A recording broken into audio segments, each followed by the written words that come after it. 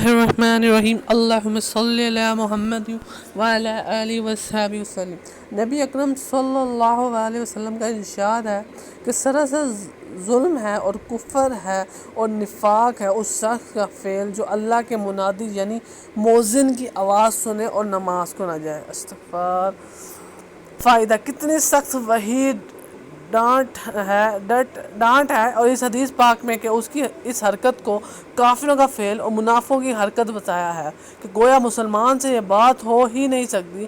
ایک دوسری حدیث میں ارشاد ہے کہ آدمی کی بدبختی اور بد نصیبی کے لیے کافی ہے کہ مؤذن کی آواز سنے اور نماز کو نہ جائے۔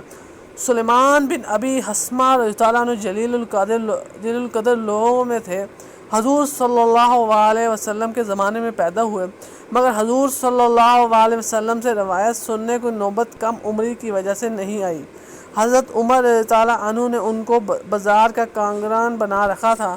ایک دن اتفاق سے صبح کی نماز میں موجود نہ تھے۔ حضرت عمر رضی اللہ عنہ اس طرف تشریف لے گئے تو ان کی والدہ سے پوچھا کہ سلیمان آج صبح کی نماز میں نہیں تھے؟ والدہ نے کہا کہ رات بھر نفلوں میں مشغول رہا، نیند کے غلبے سے آنکھ لگ گئی۔ آپ نے فرمایا میں صبح کی جماعت میں شریک ہوں، یہ مجھے اس بات سے پسندیدہ ہے کہ رات بھر نفلیں پڑھوں۔ سبحان اللہ۔ حضور اقدس صلی اللہ علیہ وسلم ارشاد فرماتے ہیں کہ میرا دل چاہتا ہے کہ چند جوانوں سے کہوں کہ بہت سا ایندھن اکٹھا کر کے لائیں، پھر میں ان لوگوں کے پاس جاؤں جو بلا عذر گھروں میں نماز پڑھ لیتے ہیں اور جا کے ان کے گھروں کو جلا دوں۔ استغفار۔ فائدہ: نبی اکرم صلی اللہ علیہ وسلم کے باوجود اس شفقت اور رحمت کی جو امت کے حال پر تھی اور کس شخص کی ادنا سی تکلیف بھی گوارا نہ تھی، ان لوگوں پر جو گھروں میں نماز پڑھ لیتے ہیں اس قدر غصہ ہے کہ ان کے گھروں میں آگ لگا دینے کو بھی آمادہ ہے۔ استغفار۔ حضرت عبداللہ بن عباس رضی اللہ عنہ سے کسی نے پوچھا کہ ایک شخص دن بھر روزہ رکھتا ہو اور رات بھر نفلیں پڑھتا ہو مگر جمعہ اور جماعت میں شریک نہیں ہوتا، اس کے متعلق کیا حکم ہے؟ آپ نے فرمایا کہ یہ شخص جہنمی ہے۔ استغفار۔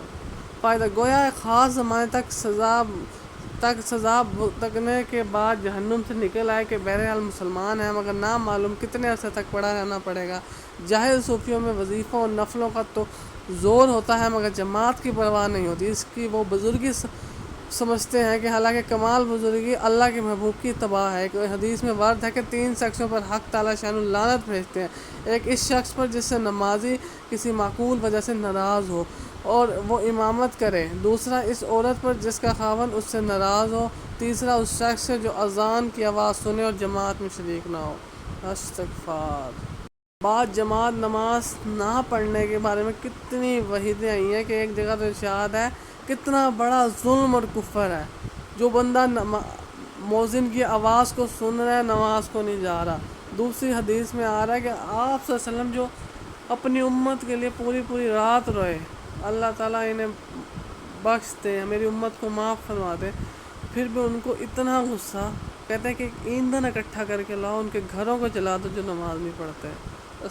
پھر ایسی تیسری حدیث میں ہے کہ نفلوں پہ وہ کہہ رہے ہیں کہ فل نفلیں پڑھ رہا ہے لیکن جماعت سے نہیں پڑھا تو وہ جہنمی، اور کتنے عرصے تک جہنمی ہے اس کے بارے میں تو اللہ جانتا ہے۔ لیکن دیکھو کتنی وعید آئی ہے با جماعت چھوڑنے کی، اور آج میجورٹی گھر پڑھ رہے ہیں، کیا جانے کی وجہ سے۔ ایک حدیث میں ہے کہ اگر ایک انسان گھسٹ کے جا سکے تو اس پہ با جماعت فرض ہے، اور آج تو ہم بالکل تندرست، بالکل صحت مند ہیں اور گھروں میں نماز پڑھ رہے ہیں۔ گھروں میں نماز، مسجدوں کو آباد کرو، مسجدوں کو اللہ کا گھر ہے اس کو آباد کرو۔ انسان سب سے پہلے مسجد سے جڑے گا، پھر اس کے جو اعمال ہوتے ہیں، جو جیسے تبلیغ کا کام ہو رہا ہے، پھر ان اعمالوں سے جڑتا ہے، پھر وہ اللہ کے قریب ہو جاتا ہے۔ ایسے اگر انسان مسجد سے نہیں جڑے گا، مسجد کے اعمالوں سے نہیں جڑے گا تو مطلب اللہ کے گھر سے دوری، اللہ سے دوری ہو جائے گی، اللہ سے تعلق کٹ جائے گا اس کا۔ تو انسان کو چاہیے کہ با جماعت نماز پڑھنے کی کوشش کریں۔ اللہ ہماری توفیق